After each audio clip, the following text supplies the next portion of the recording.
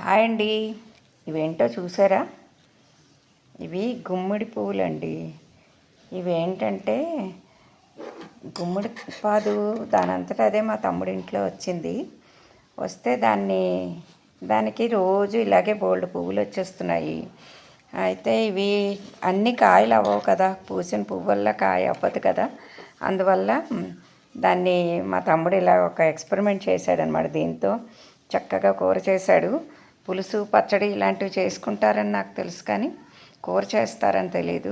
ఇప్పుడు ఆ కూర ఏంటో నేను ఫస్ట్ టైమే చేయడం, మీకు చూపిస్తాను. మీరు కూడా చేసుకోండి. మీ ఇంట్లో కూడా అలా పడి లేచి గుమ్మడి పాదు వస్తే బోల్డ్ పువ్వులు వస్తూనే ఉంటాయి. ఓకేనా? ఇప్పుడు దీంట్లో కొంచెం ఆయిల్ వేసుకొని వేడెక్కాక పోపు వేసుకుందాం. ఫస్ట్ ఇది మట్టి కుండ కదా, కొంచెం ఎక్కువ హైలో పెట్టేస్తే బాగుండదు. అందుకని కొంచెం మీడియం ఫ్లేమ్లో పెట్టానమాట. ఇది యాజ్ యూజువల్ మనం వేసుకొని పోపు సామాన్లు మినపప్పు, శనగపప్పు, ఆవాలు, జీలకర్ర. ఇప్పుడు పోపు వేగిపోయింది కదా, 2 వెల్లుల్లిపాయలు పచ్చగా దంపేసి వేసేసుకోవాలి.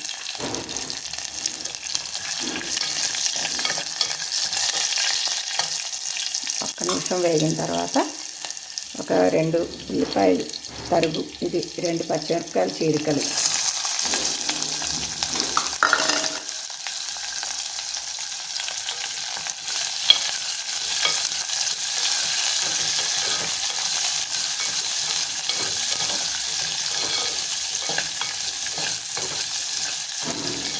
ఉల్లిపాయలు చక్కగా వేగనివ్వాలి.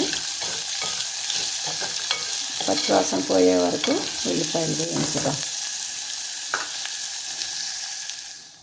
ఇప్పుడు ఈ ఉల్లిపాయ మనం వేసిన వెల్లుల్లిపాయ కొంచెంగా వేగే కదా, ఇందులో ఇప్పుడు కారం, పసుపు, 1 స్పూన్ కారం.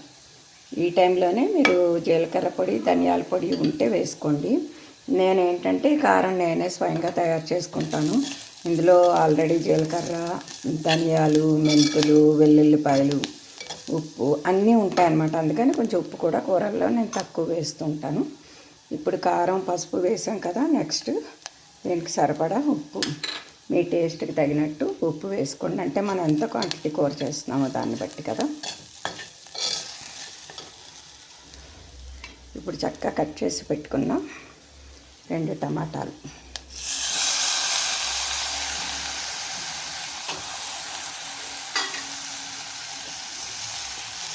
వీడియో తీయడానికి ఎవ్వరు లేరండి, అందుకనే కొంచెం కదులుతూ వస్తుంది. ఏమనుకోకండి, కూర ఏంటి అన్నది మటుకు చూడండి.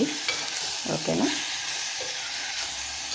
మా తమ్ముడు అప్పుడప్పుడు ఇలాగా ఎక్స్పెరిమెంట్లు చేస్తూ ఉంటాడండి. ఏమన్నా చాలా బాగున్న రెసిపీ అయితే మాకు చెప్తుంటాడు. వాళ్ళ ఇంట్లో తరచూ చేస్తూ ఉంటాడనమాట. వాడికి ఫ్రీ అయినప్పుడు వాళ్ళ ఆవిడకి ఏదైనా హెల్ప్ చేద్దాం అనుకున్నప్పుడు వంట డ్యూటీ చేస్తూ ఉంటాడు. అలా మా పిల్లలు కూడా చేస్తారండి. మా పిల్లలకు కూడా వంటొచ్చు. మా వారు కూడా సండేస్ ఎప్పుడన్నా ఇంట్లో ఉంటే నేను చేస్తాలే అంటారు. అందరికీ వంట అయితే వచ్చి ఉండాలండి. ఎందుకంటే ఎప్పుడు మనం వంట వండడానికి అవైలబుల్గా ఉండకపోవచ్చు కదా, ఏదైనా ఊరెళ్ళచ్చు, మన ఒంట్లో బాగుండకపోవచ్చు. అయితే వీళ్ళకి కొంచెం వంట వాళ్ళ వరకు వాళ్ళకైనా వండుకోవడం రావాలి కదా. ఇప్పుడు ఇది వేసేసాం కదా, ఇందులో కొంచెం మూత పెట్టేసి బాగా మగ్గనిద్దాము. ఇప్పుడు ఎంత ఉడికిందో చూద్దాం. ఓకే, ఇప్పుడు కట్ చేసి పెట్టుకున్న ఈ గుమ్మడి పువ్వుల్ని మనం ఇందులో వేసేద్దాం. ఇది గుమ్మడి పువ్వు చూసారా అంత సెన్సిటివ్. పొద్దున్నే ఫ్రెష్గా మంచి పువ్వులు పంపిస్తే నాకు కొంచెం టైం పట్టింది. వర్షం కదా, కరెంటు పోయి వీడియో చేద్దాం అనుకున్నాను, అవ్వలేదని ఆ పువ్వుని కొంచెం ఫ్రిడ్జ్లో పెట్టాను. అంతే, అలా అయిపోయిందనమాట. కానీ ఫ్రెష్గా చెట్టు నుంచి కోసుకొచ్చని మా తమ్ముడు చేసాడంట కూర. చాలా బాగుంది, చాలా టేస్టీగా ఉంది. చేసి చూడక్క అని ఆ పువ్వులు పంపాడనమాట. అది విషయం. ఎలా ఉందో చెప్తాను. నేను కూడా ఇదే ఫస్ట్ టైం చేయడం, తినడం కూడా అవుతుంది. తింటే కూర అయిపోయిందండి మనకి. ఇంకా కొంచెం కొత్తిమీర వేసుకొని డిష్లోకి తీసేసుకుంటే గుమ్మడి పువ్వుల కూర చాలా బాగుంది. చాలా మంచి ఫ్లేవర్. నేను టేస్ట్ చూశాను ఆల్రెడీ. చాలా బాగుందండి. మీ అందరికీ కూడా గుమ్మడి పువ్వులు దొరికితే టేస్ట్ చూడండి, చెయ్యండి. టేస్ట్ చూడండి ఎలా ఉందో నాకు కమెంట్ చేయండి. గుమ్మడి పువ్వుల కూర డిష్ అవుట్ చేసుకుంటే చూసారా ఎంత బాగుందో. Thank you for watching.